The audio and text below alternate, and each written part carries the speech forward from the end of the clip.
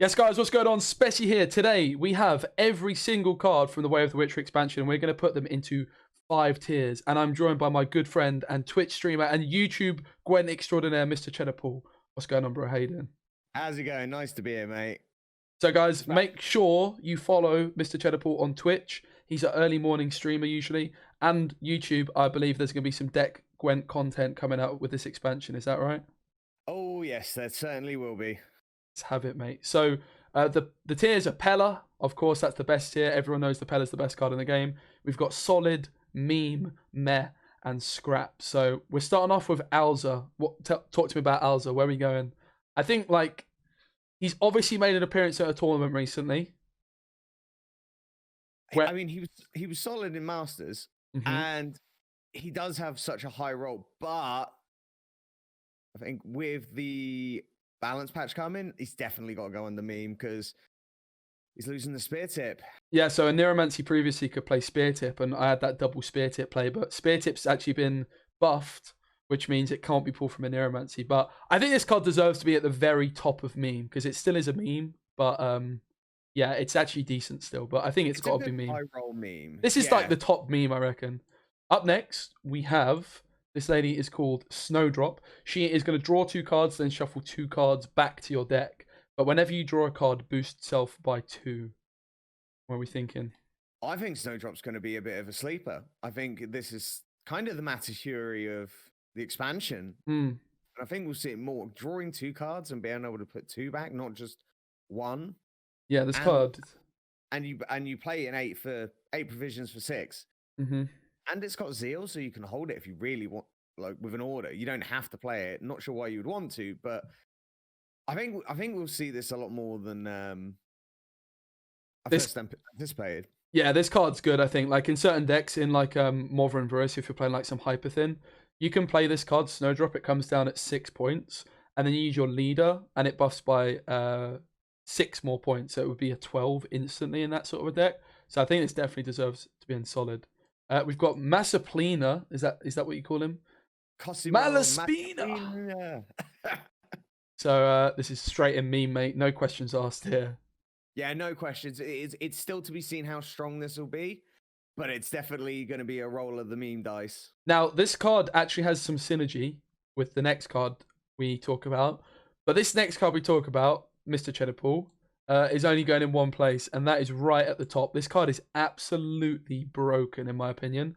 There is so much you can do with this card. It's called Idrin of Vilivo, and he is going to neutral card. All these are neutral at first. He's going to spawn a unit each turn. So every time you spawn a unit, he's going to spawn a 1 strength version of that, but you can only do it 1 per turn. So the first unit you spawn each turn, he's going to spawn a 1 strength copy of. If you use Caranthea, you're going to get 2 copies. Let's say you use Caranthea on Beast, you're getting 2 Beasts at 1 strength. Also, scenarios. He's going to, spawn you an extra version of each chapter. Revenants. If you spawn a Revenant, you're going to get a 1 strength Revenant. There is just unbelievable things you can do with this card, and I think it is going to be the most overpowered card of the expansion. Fun fact, spawn and play still counts. Ooh. So if you roll a card that says spawn and play, it will spawn 2 of it. Confirmed by Malegion earlier. Ooh. And I think this card is going to be insane. Like at first I read it and I went, okay, that could be nice in a few decks. And the more you think about it, you go, oh god. Yeah. Oh dear. I think this is going to be the real standout. One of the real standouts of the expansion. Yeah, I mean, scenarios, it makes them basically double as good. You basically get double your scenario. Of course, okay, they're at 1 strength, so not double, but you get everything you would get off your scenario. You're getting a second 1 strength copy of, except the special cards because it is only units.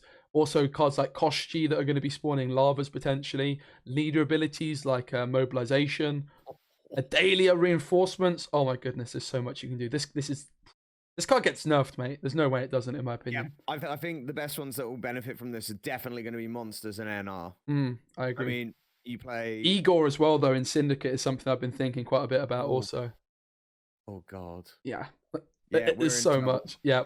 Also, even like Totem. If you play Totem, you should spawn a 1 strength cultist, which should go straight to 6 strength. Like, it's nuts. It's a crazy card. We've got Quen next. An interesting one. So Quen is 10 provisions, 2 strength. It has a shield, and you play a Witcher from your deck. And if you've got Adrenaline 3, so if it's the 4th card in your hand as you play it, so you have 3 left, then you give the card you play a shield also. It's an interesting one. It's hard really to tell how good it is when I think something you've mentioned is a Neuromancy. Like, when a Neuromancy exists, how good is this card? Yeah, a Neuromancy exists. And there's the only... It's a bit of a polarizing card because some people seem to see the benefits and people like myself are really struggling. And the only card that really has stood out to me that would be good with is Arnagad, or as I like to call the Arna Chad. But is that really worth it? I'm not sure. I think it will need to be seen. But at the moment, I have quite a low opinion on this. Yeah, I think also there's like Colgrim and Nilfgaard that could be good. And there's a few of the NR Witches. I think, honestly, it's going to be good in like a shield deck as well in NR. It's going to be good with Cohen potentially. I think it probably deserves to go right at the bottom of Solid because it sort of remains to be seen how good it is. Maybe I'm overselling him, but I think, like, for instance, in NR where you've got Erland and you've got maybe Vesemir, if you're playing Vesemir, he would be a 4-point shooter, which then is starting to look a lot better with 2 shields. I think he deserves to go right at the bottom of Solid, but I do agree that he could be bad. Are you disagreeing with this one? I'm going to have to disagree on this. I think he's a meh. I'm not going to say scrap because we still have plenty more. We need to see him in action, but I can't put him encourage putting him in Solid because there are so few options. Yeah. And again, a Neuromancy exists. If you're looking to craft cards, say 1. Yeah. 10 provisions. 10 provisions is where you lose me. If it was 8, maybe we'd have a discussion on it. I guess, like, the point you make is if we're looking at what cards people are going to scrap day 1, is Geralt one I would recommend? It's not. Oh, God, no. If you get it in a keg, jobs are good and whack it in your deck, mate. Go on. Maybe mill it so you can make coated weapons. That might be a better option. Shots fired. I'm going to be playing this day 1 anyway, but I'm playing Vesemir, Witches, NR. That's my plan. I look forward to seeing the results, mate. So we've got Selective Mutation up next. Now, this is a really interesting card because, again, it's a neutral. You draw a card with Adrenaline, and you then shuffle a card back from your hand. So you choose, basically, you get to choose one of your Adrenaline cards, which there's lots of very good cards with Adrenaline. And then you get to mulligan your worst card away and put it back into your deck. Now, also, while this happens, you are going to spawn 2 Witcher Students, which was your card you revealed, Cheddar, which is 2 Strength Witches. Well, they're 2 Strength Witches.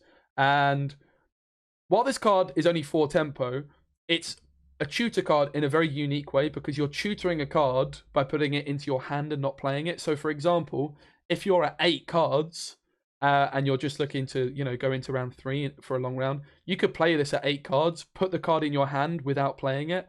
So it's very similar to a Fisher King in many ways, but it's a provision cheaper, and rather than putting it on the top of your deck, it is straight into your hand. And honestly, in NR alone with Erland, I am really going to want to put this in right at the top. I think this card is outstanding in certain decks. I have to agree with you. This is going to play 6 for at least a 4. And then on top of that, being able to pick any Adrenaline card out of your deck. Like, if you're reaching for those cards that you've missed throughout the whole game, especially when you look at something like Arnagad, or if, even if you want to use it with V, you're just going, I need that extra tutor to be able to get it, plus giving you 4 points. I think this is going to be a really big card. And as much as I despise the artwork, I'm premium in this, mate. This is my first premium, insta premium on this one. You're a monster. You're a monster. I'm not sure we can be friends anymore. But at the same point, it's going to be I think we're going to see it more often than not. It's just going to take a little while for people to figure out how it fits into decks. But so far, it really stands out to me. Yeah, I think NR especially, where you can transform these into the shieldy boys, it's outstanding in NR. It's straight in my deck. We've got up next, we have got Triangle Within a Triangle, which is a 9 provision spell that is going to boost an ally by its provision cost or damage an enemy by its provision cost. What are you thinking about Triangle Within a Triangle? I think that this is going to be, I definitely would put it as a solid card. I would agree. Mainly because I think people might sleep on this, because I think Becca's Rock Slide, that's what, 1 provision less. This is Becca's but flexible. Yep. You are going to suffer against smaller engines, but when it comes to taller units, the more points they have, the more provisions they have, and the provisions you can do the damage. But if you come across, say, a card that's like, say, 10 provisions, but it's only 5 power, you can go, oh, I can get more benefit out of this playing it on my own units.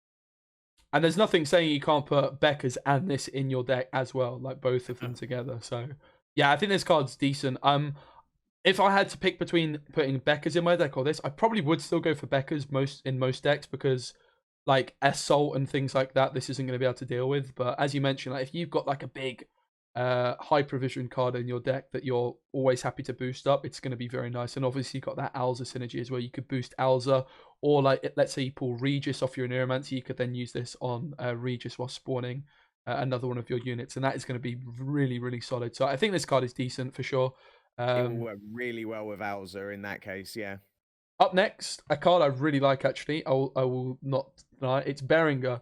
And this is a 9 strength, 6 provision neutral. And at the end of your turn, destroy this card if it's the only Witcher on this row.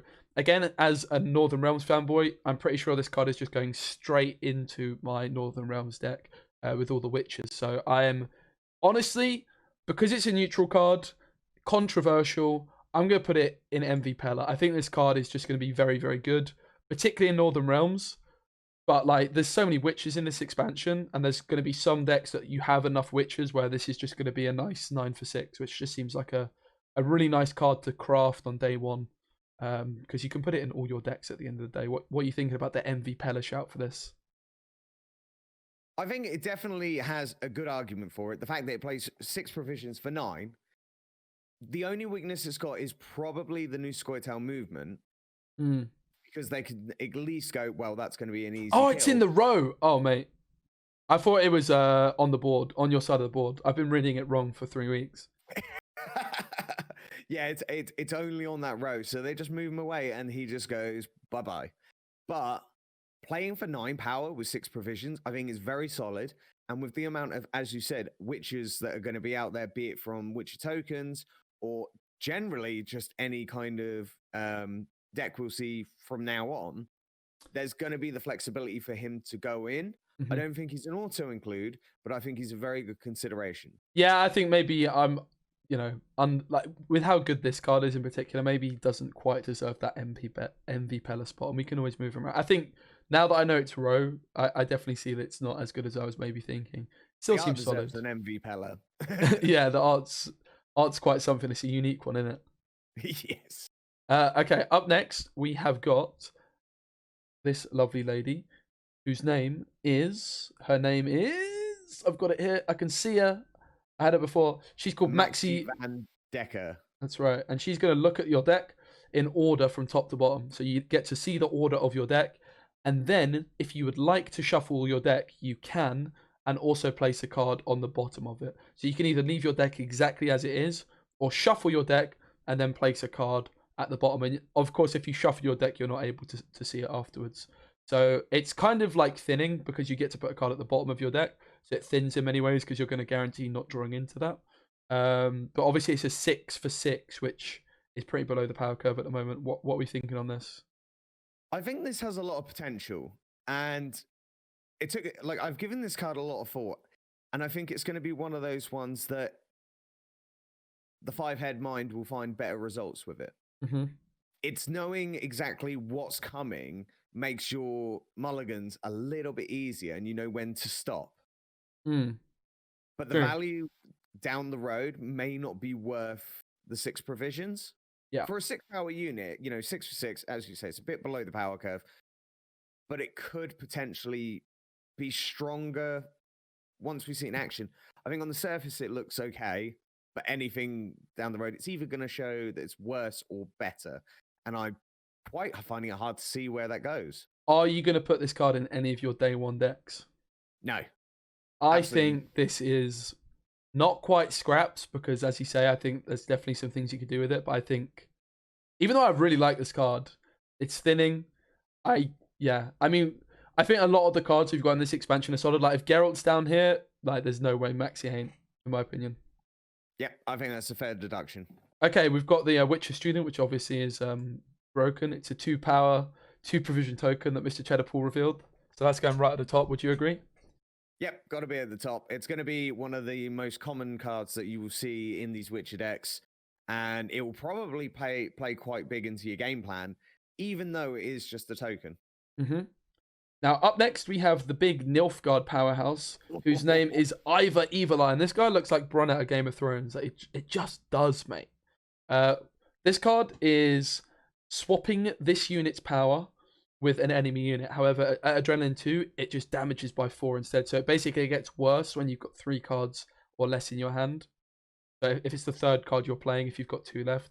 But early game, you can swap your opponent's Igern and make it 4 strength, and Ivar becomes 13. Thoughts? I think this is like I think it's the new Vincent because it punishes you so badly if you get greedy, and this is going to make a lot of people upset. And I like the adrenaline. I think that telling you can't play this in the late game really does change the game plan. It's a cool design.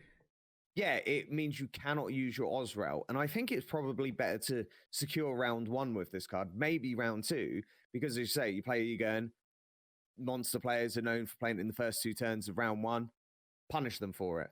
But then I also think this card makes Goliath a completely unplayable card. And then Fallen Knights from Syndicate, let them buff, let them buff, let them buff. No, my points. Yeah, that's crazy. It really is good. Yeah, I think this goes in MV Pella. I think this is probably the best showing from Nilfgaard. I think it's not quite as good as Old Matey. This card's nuts, but I think Idoran is he's going to stay up there for a while. Yeah. I think especially because it's a neutral.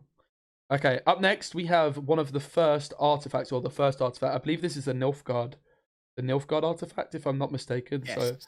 So this card, these artifacts, each faction has one. They are resilient, and they're going to play your your Witcher cards from that expansion for the 4 provision. I'm talking nonsense. The bronze cards, basically, that have been revealed for each faction.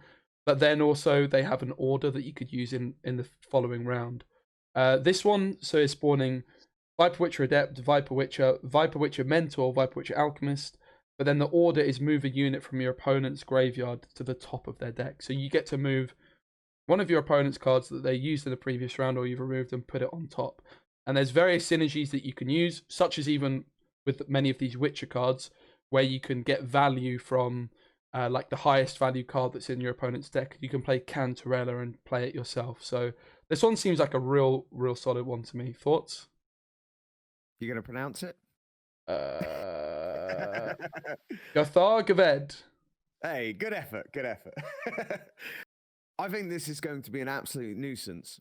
The way they seem to be going, I think a lot of decks are going to be building with Cantarella, but then also maybe with the Alchemist.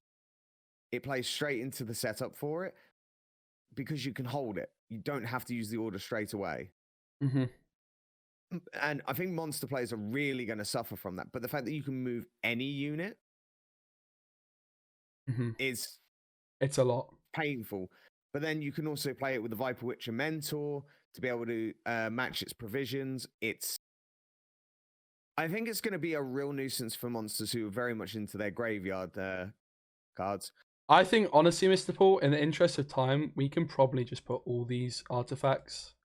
Because, I mean, like, if you're playing this expansion and you're really wanting to focus on a deck, these cards, you can get them through the reward book. So if you're like playing, right, I'm going to play in Northern Realms today, you just go to the reward book, you just craft these cards from the reward book with reward points. So I think like we can just honestly put these right at the top because they all seem very good anyway.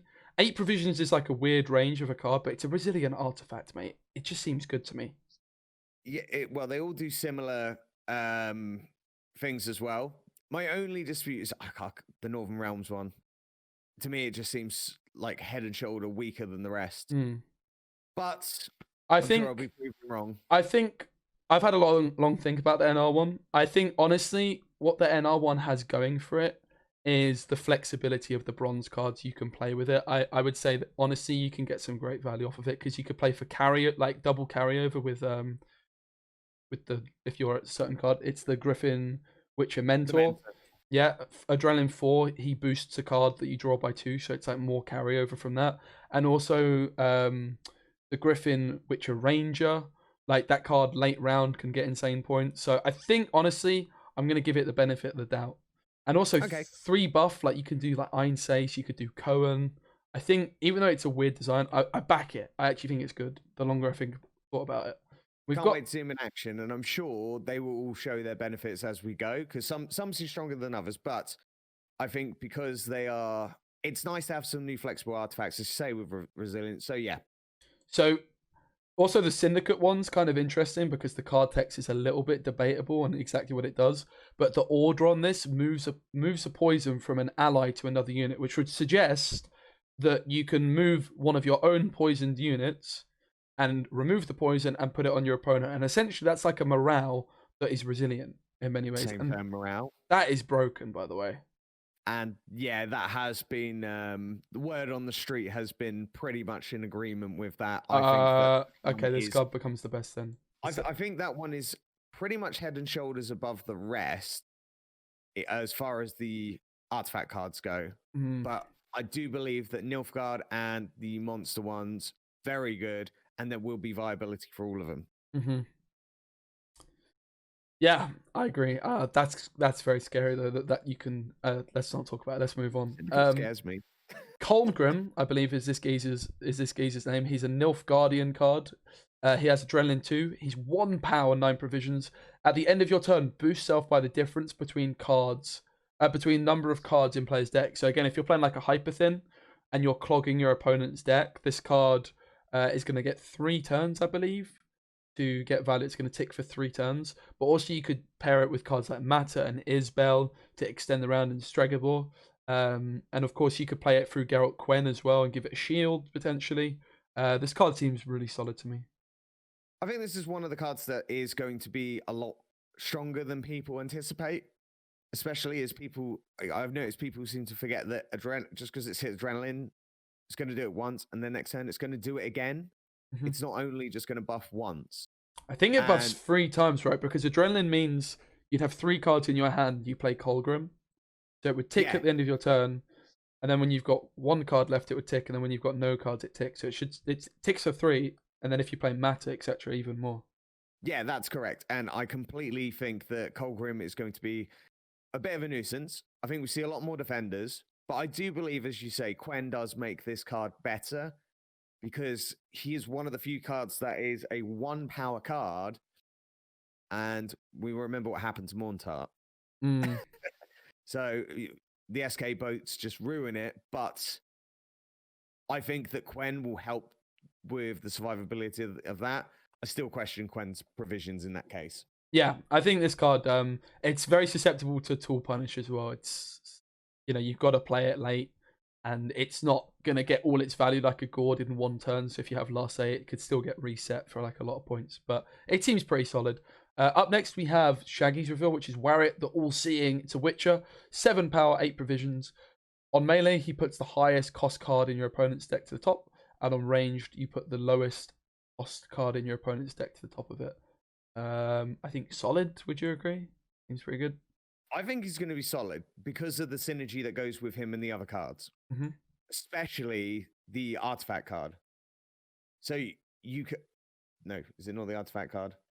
High score. One of the sorry, it was the Viper Witcher Mentor. I was thinking. So you play Warwick, brings their highest provision card to the top of the deck. Then you play very late game Viper Witcher Mentor. Oh, well, you don't even need to because of the normal deploy. Then boost him. Then at the end of the turn, play Cantarella and just yoink the card entirely. Yeah, it seems good. It does seem good, mate. I'm definitely gonna mess around with some Nilfgaard, like with that vibe. Day one, it's my first stop after NR. So talking about this guy, I'm pretty sure this guy is like really good too. Yeah, I would put him Butcher Mentor. alongside his fellow Nilfgaardians on the premise that he synergizes so well within that archetype and with those cards. If you can draw the right cards, especially with Cantarella and Q, which has seen a considerable buff today or on the release, it will work brilliantly. Yeah, and up next we've got just the standard Viper Butcher that's going to give bleeding 2 to an enemy unit, and if there's Adrenaline 6, it spawns a copy of that unit at the top of your opponent's deck. So this is going to like be working with the Colgrim motive and like deck clog, but then you've also got things that synergize with it with like the other Viper, with the other Witcher mentor. This card doesn't seem as good, but I mean I think it's still solid, honestly. So I'll dispute solid. Okay, I like on it. the premise of the one thing that we're gonna have a problem with is now they've changed Portal. It's going to be harder to be able to get a bigger distance. But as far as deck clog goes, I think it's very draw dependent and deck dependent. So my idea was operator with infiltrators. And then you play more infiltrators, you copy the infiltrators and so on. But then you put the bleeding on the infiltrators to start stuffing them back in the deck. But that's about as much value as I found, unless you want to start giving them back half decent cards. Yeah, I think maybe it belongs to Meh. I think like all these other cards are quite a bit better than it. It's at the end of the day, it's a 6 for 5 with like. I think it would be great in a nice little meme deck or like an infiltrators deck, because I know there are some people who are going straight to it to retry that. It's not been great in the past, but this may be the thing they needed to make it better. Yeah, honestly, it could go. I think Meh is probably fine. I don't think it's bad though, but I don't think it's gonna be a day one kind of card, honestly. Up next, we have another one of these Viper Witches, which is the Viper Witcher Alchemist. On deploy, it's 5 power, 5 provisions. It's going to look at top 3 cards of your deck, put one of them at the top, and then swap top card of your opponent's deck with yours. So if you've got some bad Nilfgaard bronzes, spoiler alert, mate, there's a lot of those. You put that card on top of your deck, and you take your opponent's best card. So it's like it's very similar to what Cantarella does in many ways, but it's a delayed Cantarella. And of course, with cards like Warwick the All-Seeing, you know what's on top of your opponent's deck already, so you can make sure you're choosing something decent. This seems really good to me, mate. I don't know. It's like carryover in a lot of ways as well, and carryover is good. True, but when were you happy to give away a card? Mate, Nilfgaard's got some bad cards, mate. They do, but then do you really want to build a deck around putting bad cards in your own deck? Probably not. Okay, let's put it in there. I'm going to, but yeah. That's where my argument comes in for it, because if you're happy to give away cards, and say, for instance, you get locked into a point where you need to play this card, and you draw your 3 golds that you really didn't want to. I was thinking with Ulbrich, those were quite good, because then you definitely know what's at the top of your deck. But then it's, again, a very situational setup. Yeah, I think I'm going to be playing this day one. We'll see how it goes. But I think you're right. I'm just talking out of hope more than anything. I think this guy as well, since Portal got mentioned. Is this the first Scraps card? I think it might be, since Portal got nerfed to the point that you can't just put 2 units on the board. You have 1 unit goes on, and then you have to wait 3 turns before another one comes out. Seems pretty terrible. It's so slow that I don't think we can really encourage this kind of behavior. No. We're looking about halfway through. We've got Coated Weapons up next, which is it's like an Owl's Thunder, but the Death Blow, so it's damaging by 5 provisions. It's a tactic as well. The Death Blow is banish it and summon a copy of it on top of opponent's deck. So let's say you were to kill a Cyana, you could put Cyana on top of your opponent's deck, and then you could steal it, etc. Thoughts? I think that the idea would work well if there was stuff that really were worth stealing at 5 damage. Are we going meh or scraps? Oh, I think meh. Scraps is, I think, a little bit too harsh. Yeah. Because it at least is a 5 for 5 damage, and you can really mess up your opponent's mulligans with this. Banish is really good as well on like a ship, like a Flying Redanian, or like even like a Ronvid. Mm-hmm. Yeah. So A Flame Redanian wouldn't work with I it. think Meh is a good place, but all these cards have the potential to be better than we initially think. Yeah, I think, especially considering they've got Assassination as a card already, like, it doesn't seem great. Okay, up next we've got Gezraz of Ladia, who has all sorts going on. I'm not going to read his whole card text. Movement Donny. He seems pretty good, mate. I'll be honest. Oh, he's very, very, very tight. And if he can't move rows, he re-triggers the ability, the row he's on. Mm-hmm. Yeah, this card's nuts. Is it better than Ivar? That's the question. Is it better than Ivar? Bear in mind, he's 2 provisions more. I'm going to say yes. I think the ceiling on this card is way higher. And also, like, Ivar does have the downside of not being able to deal with Gord. True, true. I think this card seems like just, you could build a whole deck around it. Yeah, I definitely think you build a whole deck around this. You don't just kind of half put, like, say, Gord is flexible in how you build around it. This, you kind of, it is a bit binary, but we're being given the tools to do so. Mm-hmm. And I'm excited. I'm actually excited. So I would definitely put it up in the MV Peller as a card that has potential to have a really high ceiling if you can pull it off well. Up next, we've got the Saber-Toothed Tiger, which is a really interesting one. It's an artifact come unit, so it cannot be interacted with, so it's kind of immune. Because at the start of your turn, it's going to transform into a 7-point tiger. But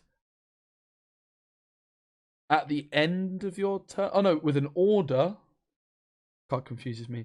Basically, your opponent can't touch it unless they heat wave it.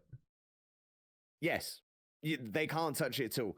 And it's at the beginning of your turn, he flips over, turns into a 7, and if there's any units on their own, does 2 damage. You click him before the turn ends, and he turns back into an artifact. So they never can touch him, and he becomes great in unitless decks. And generally, I think will actually be quite competitive because it's a solid 7 points that, if they're running the movement archetype, they can set up to have a single unit on the row. Yeah, I think this card's good. Yeah, I definitely put it in solid. I'm not sure how solid it is, but it's definitely not a meh. No, I think this card's really good. I like it. It's going to go straight into Immunity Shear, for sure. We've got Bren next, which is one of the earliest ones. It destroys the rightmost unit on an enemy row with at least 5 units, but then Adrenaline 3 just needs 3 units. So you're destroying the card at the rightmost way, the rightmost side of the row. Now, there's ways of moving cards as well, isn't there? So it seems solid. It's 8 provisions, and you're able to destroy any card potentially if you can move it. And this card seems good. It is good. It's just the situational aspect of it is going to be the tricky part for it. Mm-hmm. Especially the adrenaline is good, but it's going to be, I think your best bet against the movement will be basically playing unitless. Mm-hmm. So that's where you'll get a brick out of it. But I think you're going to see it find more value than not.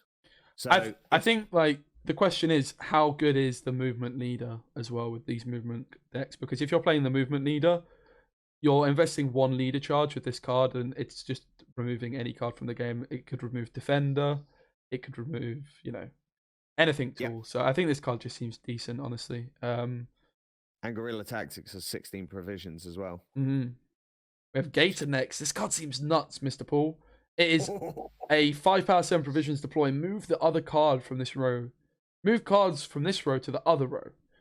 So your other row, that would be. And damage a random enemy unit by 1 for each card moved. That is bonkers. That is absolutely nuts.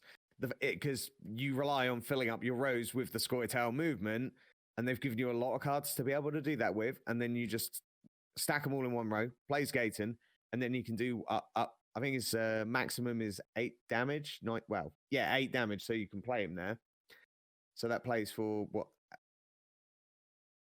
13 points? It's nuts, especially with like other movement synergies and yeah.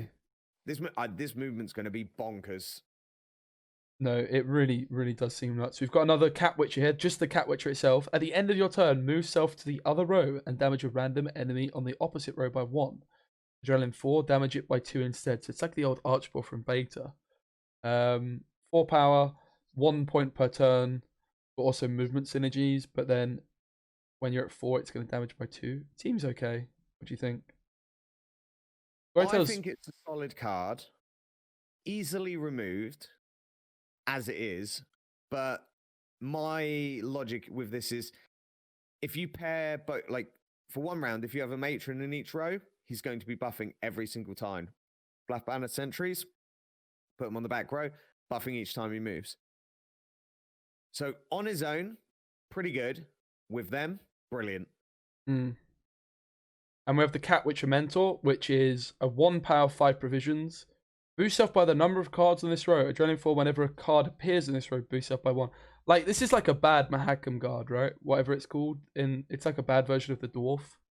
I don't think this card's very good. It's not a very exciting card. In my Theory Crafted deck, I have added it to give it a go. But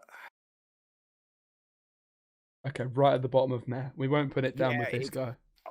It's points in it. Yeah, it's points, and that's the kind of thing. Because if you play it with, say, a couple of cards in the row, it will at least play for its provisions, maybe a bit more. We have the Cat Witcher Saboteur next. 3 power, 5 provisions. Move an enemy unit to the leftmost position on its row. Damage it by 1 for every card it's passed. So if it's obviously at the far right, you can move it loads. And damage it. I mean, it looks okay on paper, but I think it may play better because where you're controlling mostly where your opponents are, you can get more points out of it. But I just feel like it's going to be really slow. It doesn't seem great. It's like very similar to one of the NR cards where it relies on your opponent row stacking, which I don't think that Scoia'tael's necessarily. They're better at row stacking themselves, maybe. But Scoia'tael's got movement, but they haven't got that much movement. Because they've got movement between themselves and the opponent. But I feel that that's the right place for him. He seems a bit questionable. I put this one in scraps. This card is not good. The Cat Witcher Adept. Yeah, I mean, like the ceiling on it's huge, but basically with this card, you get vitality or bleeding depending on how many cards there are in the row. But of course, you need your opponent to fill their row up. Also, making a bomb. Scraps. Making a bomb looks better the more I look at it. But to be honest, I had such a low opinion of it that's not saying a lot. So yeah. I kind of I wouldn't be crafting this. No. I mean, like if Porter was good, if you're playing like a unitless deck with Sabertooth Tiger, yeah, sure, but it doesn't seem like one of the best. We're on to Skellige now. We'll start, if you don't mind, with this geezer. This is my reveal. The Bear Witcher Adept. I won't be biased. It's a solid card. It is a solid card, and the potential ceiling with it is pretty high for a 4 provision card. But is it an MV Pella card? 7 base power? I don't think it's an MV Pella card on its own. Okay, I agree. I reckon we try and speed through these last ones. We'll still go, but we've got the Skellige geezer next, who is called Arnagad. Arnachad. Yeah, he's an absolute Chad. He's got to be an MV Pella. Yeah. He is going to be a machine. Yeah, this card's scary, mate. This card does scare me. Jason Slammer said it too. He said that this card scares him, and he's not alone. I think this is going to be one of the game-changing cards of this expansion. Especially my Theory Crafted deck already has him next to Sucrus. Mm-hmm. You mean Shukrus, as I like to call him? Got Shukrus. And with a defender and built around the rest of the deck, this looks like it's going to be solid at denying late points for your opponent. And, well, poor Colgrim. Yeah. Very true. We've got this bear next that denies boosts on your opponent's row. Bear. Meme? Controversial. I think you can... It's a weird position because if you run bear, you really should run Yerden. But you're actually causing Yerden to have a lot more flexibility playing it in this deck because of self wound. So That's true. If you don't find value, you will find value healing your own units. Yeah, I'd not thought of Iridan. I actually used to play Iridan in like a self-wounding Nilfgaard deck back in close beta. There was a bit of self-wound Nilfgaard, and I used to play Iridan for that reason. I mean, this card, I'm being harsh on this card, but I don't really think you can justify putting it in solid. The card's really good, I think. I But wouldn't consider it to be something I'd put in a competitive deck. it's not where I'm going to be starting. Like, it's good against Northern Realms. It's terrible. I mean, it's not that bad against Skellige because it's still an 8-point body, but I think there's better things you're going to want to put in your deck, really. Yeah, even your 4 provision bronze that you revealed was a 7/4. True. Eventually. Up next, we've got the geezer that was revealed pretty early, Gerd. He spawns a Deafening Siren and damages. He's like a mini Lacerate. Yeah. With an 8-point body. Here. I don't think he's very good. The adrenaline is what cucks him. He is great in a short round. Right. If your opponent row stacks and is swarmy. Otherwise, he might play for 1 or 2 above his provisions, but and then if you get to late game, he like if you pull him in a short round, it's just a 7/7, pretty much. Does give you Bloodthirst a little bit, but I just feel like you can have better cards in that slot. Yeah, I think he probably deserves to go like meh range. We've got up next the old Vabion, Junrud of Belhaven. I mean, he seems kind of solid. It's Vabion. Vabion was in quite a lot of decks at the time. Cool. Yeah. Low end is solid. Seems good. Bear Witcher, damage self by 3, Adrenaline 4, damage self and an enemy unit by 3 instead. That's one of the cards that I have in mind when I was thinking of Yerden, because they don't heal. So put them on the same row, die a bear on the other row, force your opponent's stack. If it's Skellige, just use it on that. Also, the Skellige scenario heals 2 cards by 3. So this card seems honestly solid, mate. Synergy wise with that, yes. I think that's what was used in mind, at least. I think it's super solid. Honestly, Skellige got some great bronzes. No one's surprised there. Okay, up next we have the Bear Witcher Mentor, which seems pretty nuts to me, mate. Boosting self by 1 for every damaged allied unit. But also Adrenaline 3, boost self by 1 for every damaged unit instead. So this card, again, it's just another good Skellige bronze. Yeah, absolutely. It's going to be, with the new cards, it's just going to be points after points after points. And I think Armor Up will especially be a good card for later Adrenaline. I think this is right up there, mate. I think it's right up there. I think they're all up there. There's very little to argue about with them. They're designed solidly. Ace of Plays card next. The man with 1 arm. The card that is, not Ace of Plays. It's a charge card. Order damage an allied unit by 1, then spawn a Witcher student on this row. You get to spawn 2 Witcher students. And of course, you're damaging a unit by 1, so you could just hit armor. This card, if you're hitting armor twice, would play for a solid 8 points.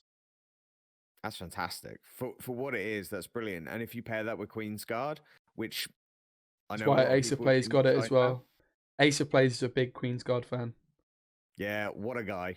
You don't see many people shouting about Queen's Guard, but he knows. He knows. Armor Up next. Controversial, because I know you've just mentioned it. I'm going to be so controversial. Really? Can you really justify this card over like a 4 provision Skellige bronze? So 5 provisions, 2 damage. Or like over a Berserker or a Raider or something. So it spawns 3 Witcher students, so that gives you... Oh, they're all 1 power, so it's 3. So it plays for 6. But it gives you the long-term Bloodthirst. That's true. I just don't see myself putting it in my deck ever, honestly. I kind of felt like this was a bit of a war of clans. Everybody bagged on that as soon as it was revealed. And now everyone's playing it. But I also in a mushroom deck and stuff as well. If it was an alchemy card, so like it would have more synergy with the mushroom deck, and like obviously you're healing yourself. I don't think this card sees play, personally. Okay. No, that's a fair one. I think I'm looking at it quite optimistically because I'm comparing it to War of Clans. So you could be right. I could be wrong on it as well. I just don't think like the points. Whenever like I look at a 5 provision card, I'm just like, Okay, but is it really worth it over a 4 provision card? Like some of the 4Ps Skellige have. Yeah. Going Slash. Yeah, Cohen up next. My favorite card, I would say. Card's crazy. Bonkers. You have got some great ideas for this, I'm sure. Honestly, I kind of haven't thought about it that much, but mate, it's gonna be good. It's it boosts your opponent's units. That's the downside as well. I think it's going to be a really good card when the brighter minds of Gwent, like yourself, figure it out. Once they've got their hands on it to really see how it goes. I mean, this is the first card I'm putting into my deck on day one. This is where I'm starting. I think it's a great place to start. I think it's one of the most interesting cards out of the expansion. You know, it's just the reverse Shiru. Pulling it off, though, to get the value you're looking for, that's where I think it's going to be a struggle. But as I say, better minds will be able to pull it off. Up next, we have like a bit of a damp squib, in my opinion, which is Kelder. He has resupply very randomly. So when you play a Warfare card, he's going to spawn a Witcher student, and he has Adrenaline 4, so at the end of your turn, spawn a Witcher student on this row. So he is, of course, a target for like a Geralt Quen, potentially. You could shield him up. He's also potentially got some synergy with the shieldy Northern Realms boys. He does come in at 4 power, 1 armor, so he's very easily removed. But let's not forget, you're going to play Erland most likely to buff him up. Added to that, also Vesemir. He is a Witcher, so if I'm playing Vesemir, which, spoiler alert, I probably will be in this deck, he comes in a little bit taller. Also, you've got some potential synergies of buffing him up. He's still not very good, though, I don't think. Meh. Honestly, he just looks like a bad Carrick frigate. And really does, doesn't it? I will be disappointed if I get him out of a keg. Because I'm gonna for 9 provisions, and realistically, there's not as much Witcher student synergy as I would like to build round this card. He's going in my deck, though. Okay, this card. Griffin Witcher, what's he called? Mentor is, in my opinion, the most slept on card of this expansion. I agree. Hand buff. Carryover. This card also, off of the scenario, makes the artifact a lot better. I mean, it's still probably like the bottom of solid because you don't really have a good way of actually deciding what card you're drawing with this. But you can fix your hand a bit as well. The ability to draw another card and then put another card back is brilliant. And that, even though he plays for 5 initially, it really can help your long game, especially if you're in a very draw dependent deck. Plus, as you say, the adrenaline boost by 2 carryover. Maybe this card needs. I think we need to knock some more into meme. Maybe it's a meme. I think this goes to meme. The more I'm looking at it, I keep looking at it. Okay, I think I like this card. Have to move to meme, but I can see. I think the triangle within a triangle will see a bit more play, but at the same point, it's hard to see. But definitely, the Bear Witcher Mentor is in the right place, I think. Okay, we've got up next the Griffin something or other, the Griffin Witcher Ranger. So this card's really, really interesting because it's like a reverse Royal Guard. So initially the points on this look kind of bad because you're relying on your opponent to row stack. So it gets all the points. Let's say your opponent's got 6 cards in their row, it boosts by 6. It'll be an 8-point card.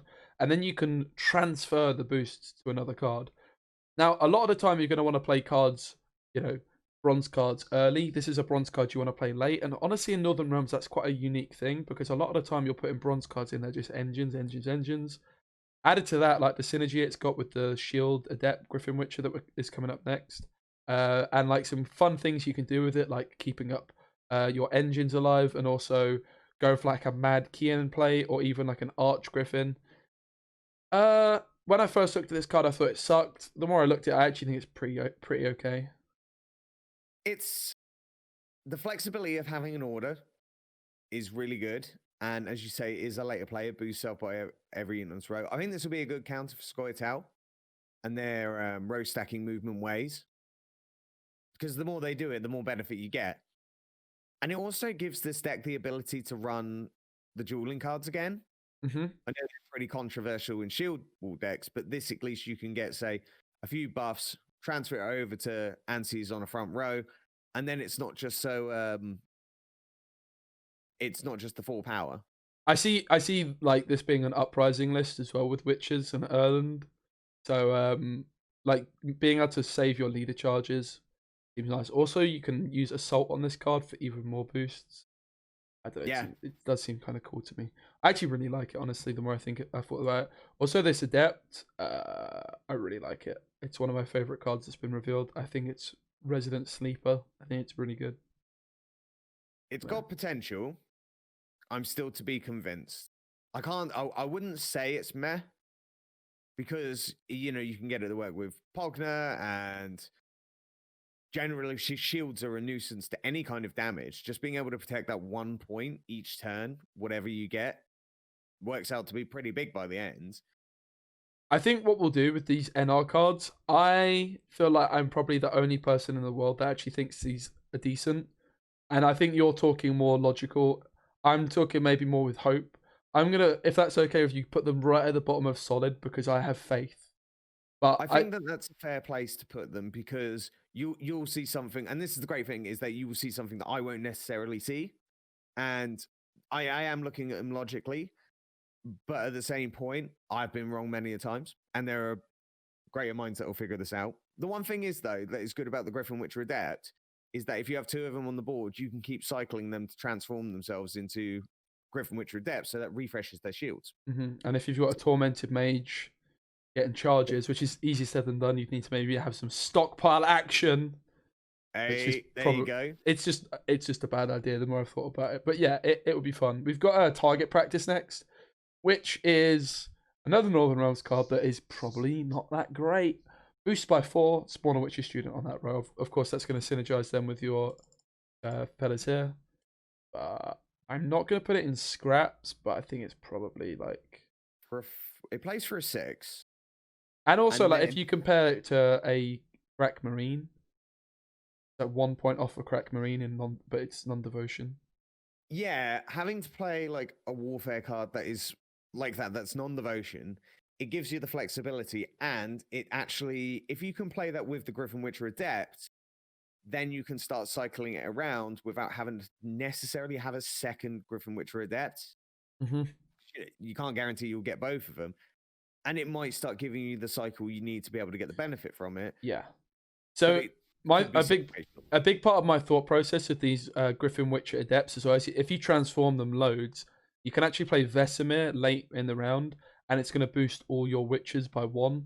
Potentially, then you've got Cohen chilling at 5 points. Cohen's then going to come in and boost all these Griffin Witcher Adepts that are at 5. Like, I think there's quite a lot you can actually do with the Witcher students, and I think this Griffin Witcher Adept's a big part of it. But I don't think the points on this card are great. I think putting it like above coated weapons, I would say. Ultimately, as well, like 4 provision specials are decent, and like a boost in NR shouldn't really be underestimated. I don't think like 4 points of boost is a lot. You can make a solid Belahun deck. All of them benefit from it. Oshji. Our new Spider Overlord. I'm sorry, but this has got to be tier 1. Yeah, and he's up there at least alongside Arna, Chad, and Ivar. Yeah. It's going to be one of the most nuisance cards we've probably seen for a while, especially if you put him with Idoran and Corinthia. That might overswarm, but it's going to be a terror. It is frightening. I can hear Reddit screaming already. We've got another monsters card. This one, I want to say it's called like Ifir. It's called Idir. It consumes all tokens, and then it has consumes all tokens and gains immunity. And whenever you consume 1 or more units, it spawns a drone. I'd say for 7 points, just off the rip, and like a little bit of engine immunity value. I think there's going to be quite a lot of decks that use drones and spawns multiple of them. It's a weird one to figure out, because 7-point body is great, but it says consume all tokens. Oh, sorry. Whenever you consume 1 or more units. So if you do a Glusty or well, if you consume Andrega Warrior and you consume 2 units, it only counts as 1. So only spawn 1. So it's actually, it seems worse the more I look at it. But if you can get it to spit out enough points, then I would say one of the cards we haven't looked at yet, the Chimera, is better.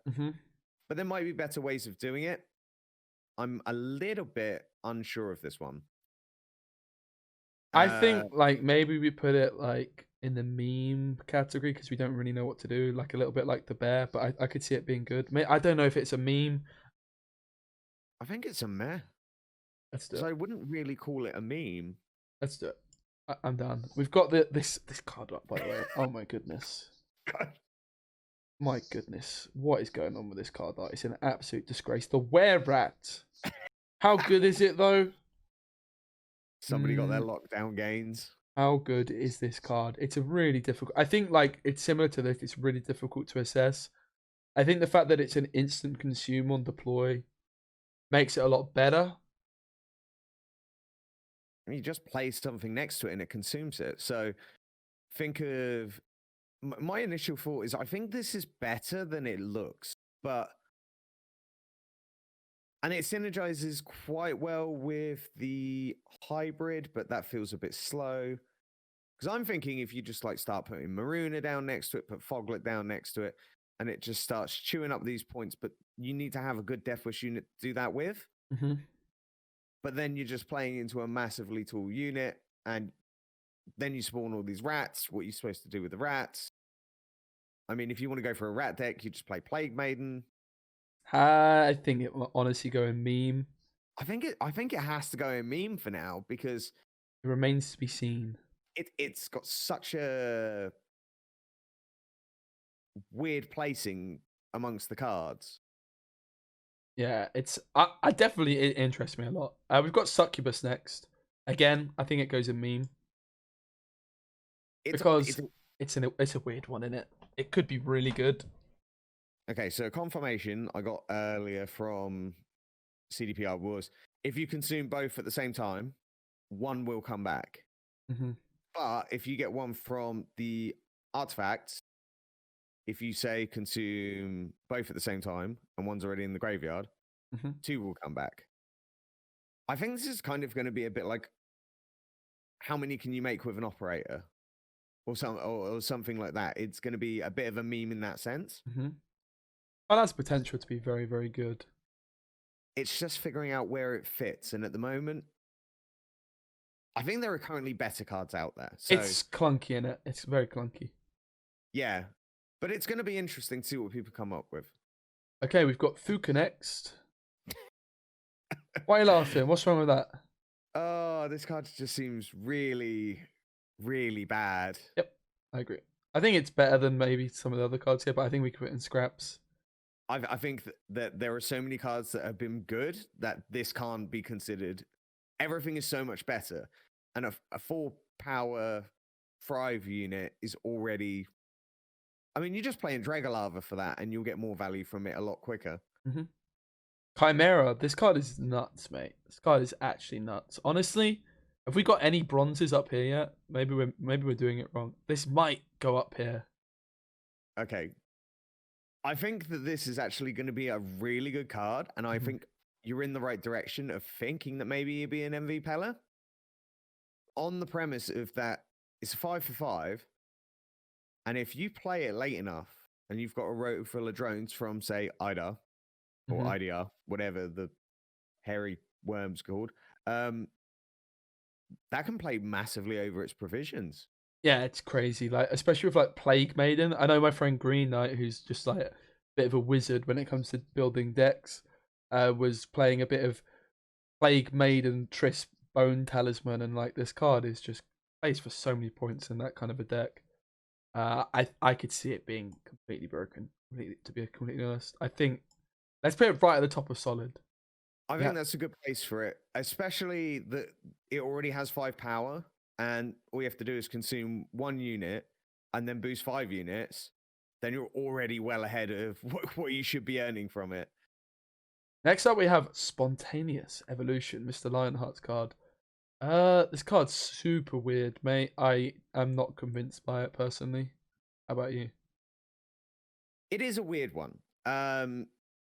The flexibility of it, I love that. I love cards that go, Hmm. well, if you're not playing this deck, you could play this deck, you could try it on different things, and so on. But the abilities just seem a bit lackluster Yeah, because the ogre one in particular. I feel like that could be good down the line, but right now I see it, mate. I just don't quite see it. Like you can boost a beast by 8, but you could do that with an adrenaline rush, and you can boost by 4 and spawn 3 drones. But you could, if you really want drones for a provision cheaper, you can just spawn 4 drones, and I think it's meh. Yep, I agree. The only thing that looks interesting to me is the Ogroid, Hmm. and as we know, Neckers are Ogroids, but the benefit's really not there. The only one that I've seen, and I think it will be good, is if for a She-Troll deck, because Mm. She-Troll can sometimes have trouble sticking, and just being able to give 2 armor to a She-Troll, but it has to be in your hand, which is conditional, and you say maybe get a couple of consumes down, then it will stick a bit better. Hmm. That's about as much value as I can see.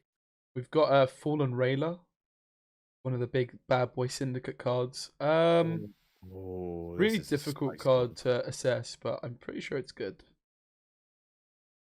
You actually have I to think, spend to get this to work, right? Madame Louisa would not boost her, but she comes in at 8 points if you use her with Adrenaline 3. She comes in at 8 points if you spend, and she gets Veil. So obviously, like Salamandra, you need to spend coins for this to be good, and you've got yeah, limited turns. I'm not. I think it's the worst of the big like gold cards that each faction has, but I don't think I can not put it in the top spot. But what are you I thinking? think it does need to go in the top spot. I think, like, I can understand your skepticism on it. My instant reaction was, okay, so you play Azar, you Mm, play Rayla, and then you play Savola. And I mhm, think I worked that out to be a 26-point swing because you tribute the 9, you keep the 9 on her in a buff, and Savola plays for, what is it, 17 points? mm. And that is a hell of a finisher. That is a lot of points. I think some people, when they're theory crafting it, and we looked at it, because the amount of big tributes, you've now got one of the new cards, which we'll get onto, but So next up, yeah. the existing cards are currently small tributes, and you can get benefit. But I think that is the finisher you want, and if you can pull that off consistently, then this is definitely an MV Pella. Hmm. I agree. Mate, I should probably bump it up, right? I think it needs bumping up, but I think if it gets answered, which it might do quite often, it's a tricky one to tell because it needs to sit there at 5 for at least a turn, I think. Hmm. And that's where its weakness comes from. But we'll wait and see. But when it does get the tribute from at least the next card or Savola, it's going to be big points. Salamandra. Oh my god, I can't this card. This is going to be nuts. It's crazy, isn't it? Is it a meme though? That's the question, or is it actually good? I think this is the first card that I would say is both. Yeah. A lot of what I've heard is, oh my god, we're going to poison everything, and include now if you pair that with the artifacts card where you can Mm, move a poison from an ally to another unit, that's crazy. mm, But then if you play Louisa, Savola, not Savola, Sienna, and then the Salamander, you get a free tribute, and then you pay for the tribute. That destroys everything on the board. I yeah, can't wait to see that in action. this card's nuts. It's yeah. Unfortunately, the rest of the syndicate, it's gonna be it's the most difficult one to assess. I reckon we kind of skip through these because I think we can you make a just quick assessment of them. Yeah, don't it's really know until you see the whole thing in action because it's so different. So we've got Roland. Whenever a Roland unit is is poisoned, he gains 2 coins. Well, I mean, there's a lot of coins with your Salamander in it. Granite 5, whenever an allied unit. This card's actually really good with Salamander in it. I think Roland will be good, like a solid card. Yeah. seems really good. With Salamander in particular. We've got the next one is the Gala Berleinheim. Profit 2, fee 1, poison an allied unit and boost it by 2. They're spending 1 coin for a poison and 2 buffs. Doesn't seem. I don't know. This one's just weird. Yeah, it's a weird one, and I think all these new cards are supposed to synergize, and that's where it becomes hard to, as you say, assess. Because it's a whole new archetype that is very risky. Yeah, mate. I to be honest, that one, what was it? The lackey. Yeah, doesn't seem good. And if you gain at least 1 coin, yeah, I would say I'd scraps for me. Yeah, I could see it. I think that's one of the worst cards out of this. Yeah, I mean, an engine at 4 provisions is potentially good, but probably not that good. We've got a Salamander Abomination. Tribute 1, poison self. Whenever this unit is poisoned, boost self by 2. Drilling 4, purify self. I think it's a meme. I'm not convinced by self poison, apart from this Salamander card. The Salamander, yes, and it works as well with like the Trafficker and the Hounds. It's just it's a really hard one to read. So I'm looking forward to seeing it. I'm gonna hate it. So yeah, I would say, because what's the next one? We've got the Salamander Mage, which is a tribute 4, so you spend 4 coins and it damages by 3 adjacent units by 2. So you spend 4 coins for 6 damage and it's a 5 body. And then also, if it's Adrenaline 5, whenever you pay a tribute ability, you gain 1 coin. Does that just seem bad? I mean, honestly, Syndicate self-poison could secretly be broken. Who knows, mate? These are the most difficult ones to assess, I think. Agreed. Failed Experiment. At the end of your turn, lose 1 coin. If you have no coins, damage self by 1 instead. That's so bad, in my opinion. I think it's terrible. Really? Yeah. I don't know. I think it's one of the more potentials to work, especially with Gellert, because he gets to poison it, and I don't think it'll be that much, but he's paying, so what, 5 for 8? Or if you poison him straight away, it'll be 5 for 9. Yeah, maybe you're right. I guess if you can poison it instantly, I'm probably talking rubbish. But it's not an engine, it's just sheer points. So let's put it in meme, mate, because I think this whole self-poison can't be good. If self-poison is ever good, it's just bad because people just put poisons in their decks. Yes, I agree. Up next, we've got the Mutagens Thingamajig, which doesn't double proc crime intimidates. That's why, and it doesn't give Gord 2 points. That's what I was hoping for on this one, but it doesn't do that. You can damage by 4, so it's a bad assault. Poison an allied unit and gain 5 coins, or boost an allied unit by 4 and give it Veil. I mean, the Veil with self-poison could be pretty good. And obviously I think the flexibility of this is what makes it good. I think the ability to earn 5 coins, and if you earn 3 Salamander units, you gain another 3 coins. That's 8 coins in 1 turn. Plus the opportunity to boost an allied unit by 4 and give it Veil. I think this is actually one of the better cards that they have managed to acquire out of Way of the Witcher. I think let's put it. Oh my god, my mouse actually isn't working. I don't know if I don't know what's going on. Okay. Let's put it. Put it in memes if you want. I think memes is fair because I don't think it's a solid card, but then again, I've got some questionable cards in solid. I think it's fair because we are already in, like, most of those cards are already in memes. So this little what's this guy called? The little monsters boy? Hybrid. I've got a definite opinion on this card. Go on then. I've got a feeling I know what it is, but yeah, go for it. Perhaps. I think that's a generous offering. It's so bad. We've already got Varane, which nobody plays anyway. Latest patch has given him 1 armor. Whoops. Doesn't mean they're going to play it. And that's Destroyer unit. This is Consumer unit. Now, maybe this will work with, say, the IDR. But again, this is, like the Fallen Knight? That boosts per token that spawned. This is whenever you consume 1 or more units, boost up by 1. So you can't even do that. So it is pretty trash. Yeah, I agree. It's it's very weird. It's a weird card, isn't it? Like, It'll it's be the not only even one like I get destroy, it's anymore. consume. You have to actually eat. I don't know. I don't see it happening. Leo. Now I think this card's good. This is in my. Probably boost self by 1 for every Witcher you control. I mean, if you're building a neutral Witcher deck, then he's a solid choice. This card is in my day one deck with the Witchers in NR. I think this card is going to play for a lot of points in NR Witcher decks. I think there's a lot of good synergy that comes from a card like Leo, and he's less conditional than say Berenger. So yeah, I think that's a good one. We have a Viper. Oh, this is a tricky one. It's weird, isn't it? What's your thoughts on it?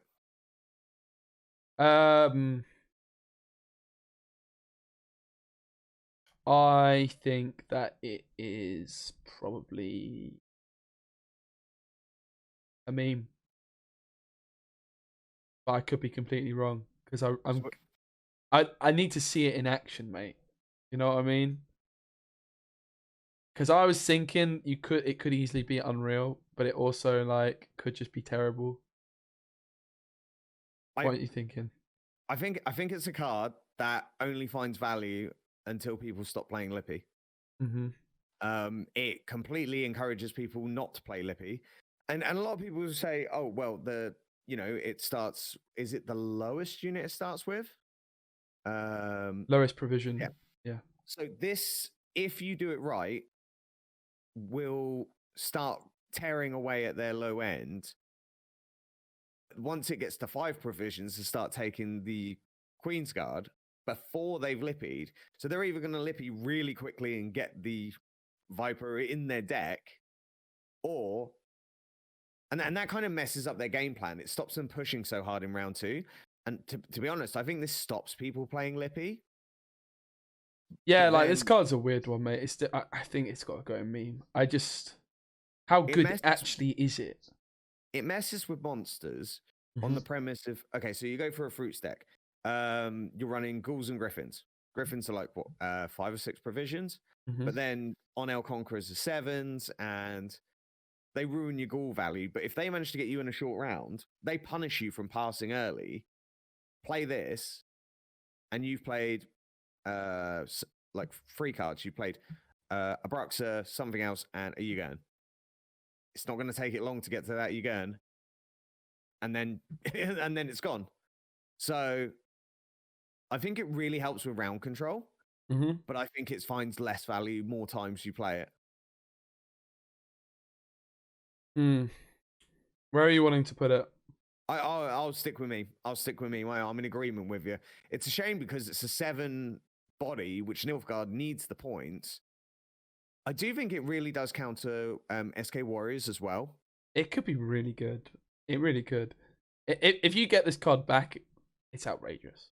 I think it's really good until it's not, because it depends what people are playing. Yeah, I think like I'm gonna be playing this. I'll definitely try it out. I like it, but I think it deserves to sit in meme for the moment, and we wait to see. One of the more interesting cards. Design wise, 10 out of 10. Erland. I think Erland finds value very quickly. Yeah, I think this card's broken, mate. Personally. Well, all I did is I built a blue stripes deck, which with Draug, and then just swapped him out for Draug. So that's all I've done to the deck to update it for an Erland deck, and instant value right across the board. But I think he'll be really good in the Scytheman Uprising deck as well. I think like it's just all good on steroids, and the fact that you can tutor it with this thingy-majig here as well. Also like synergizes with Vesemir potentially if you do play it round 3 with this like meme of a card that we're coming on to next. I think this card's just good, mate. Like it's just like an all god on steroids, and you can say, okay, you're not going to play that many cards, but you've got Assault in Northern Realms. You know, like good to me, mate. Honestly, I really love the design. I'm a big fan. One of the better cards that Northern Realms have managed to acquire recently. I am in agreement. Also, you could do like Pavetta, or you could play as many like Adepts or whatever. I think Adepts are a good one, the Griffin Witcher Adepts, because you don't have to purify them, and then you play Pavetta, and then you Erland, and then you use his order like round 3. Like that could be he could be like an actual finisher as well, using Pavetta, or you could like play loads of Revenants. You could play Draug, Pavetta, or your Revenants back round 3, play Erland, boost them all up, and then use them as like a 17, 18 point finisher if you've got enough. That's a really good tactic. There's lots of interesting things you can do with it. I think God's so good. I think the flexibility is there for him. The fact that he's got the immunity, he can take the boost, or he could just leave the boost spread out.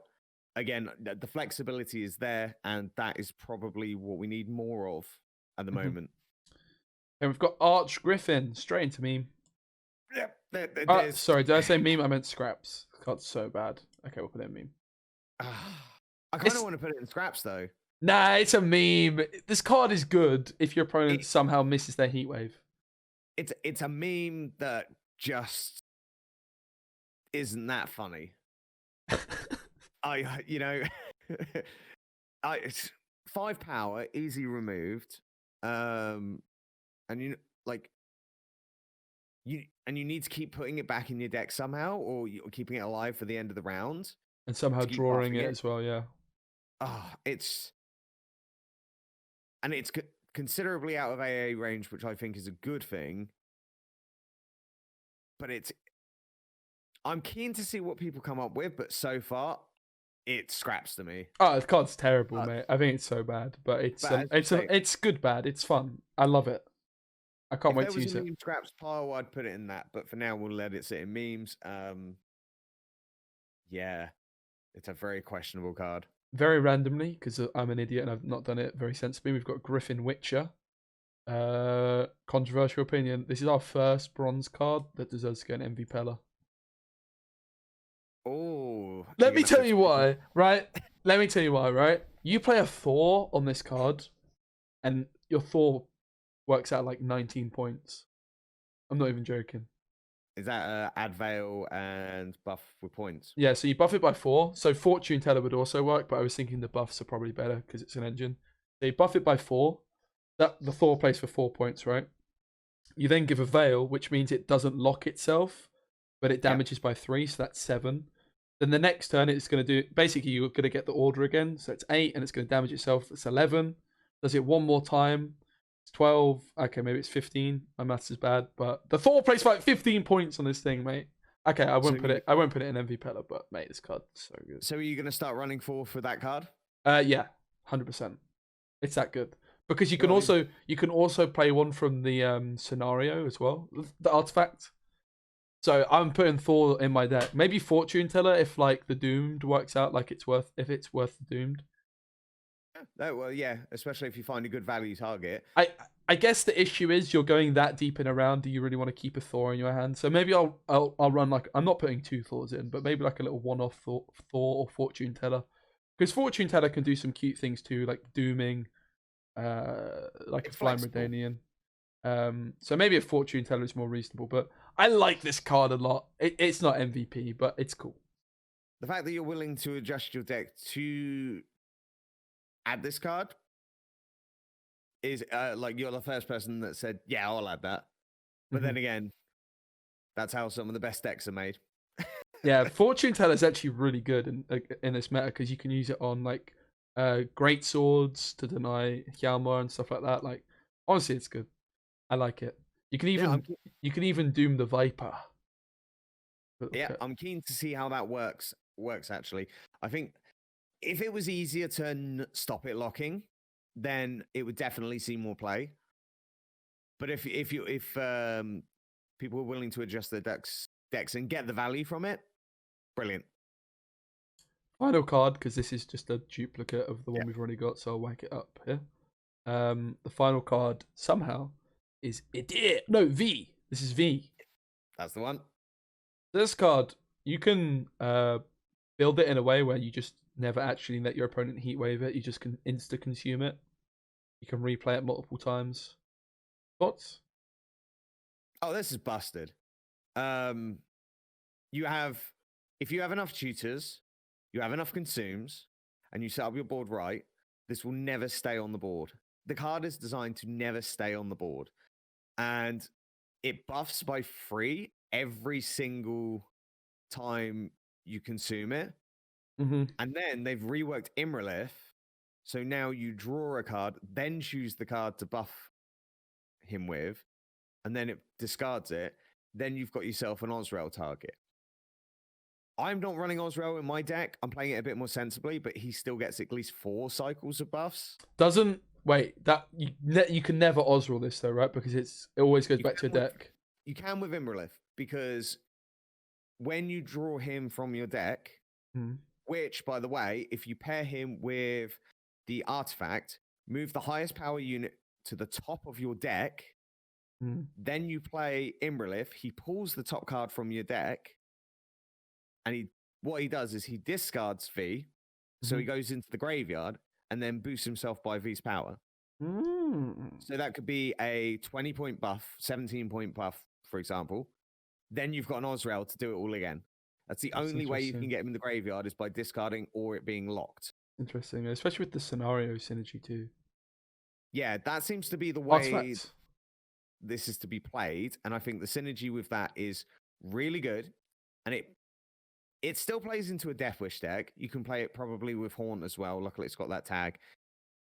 But I think this is going to be one of the most nuisance cards, which will also really just throw points at you. And I think we may get into a control-heavy meta because of this card. Oh, there's the tier list. Is there anything that's jumping out that you want to change, and anything you want to shuffle around? No, I'm relatively happy with it. I think that we've made some good deductions from it, and I can't wait to see the expansion drop and get our hands on these cards. I think maybe we should reorder a few things in this solid tier, but I think it's fine. You get the gist. I think maybe this could come down, this could come down. I think maybe this card should come down quite a bit. I still think it's there, but yeah, mate, I'm really excited, man. So by the time this video is live, expansion is probably just about to start. It's probably a few hours away. I'm going to be streaming a bit later on. Yeah, if you guys did watch the video this whole time, thank you so much, and thanks, Mr. Chedpool, for on the channel. That was a lot of fun, man. I really enjoyed doing that. Thanks for having me on. It's about time we did something, eh? For sure, mate. For sure. So, of course, if you're watching this far, make sure you head over to Mr. Chedpool's channels if you've not done so already. And yeah, thanks so much for watching. See you guys for some NR Witchers coming soon when I finish work. And then some Nilfgaard. Adios! Deuces.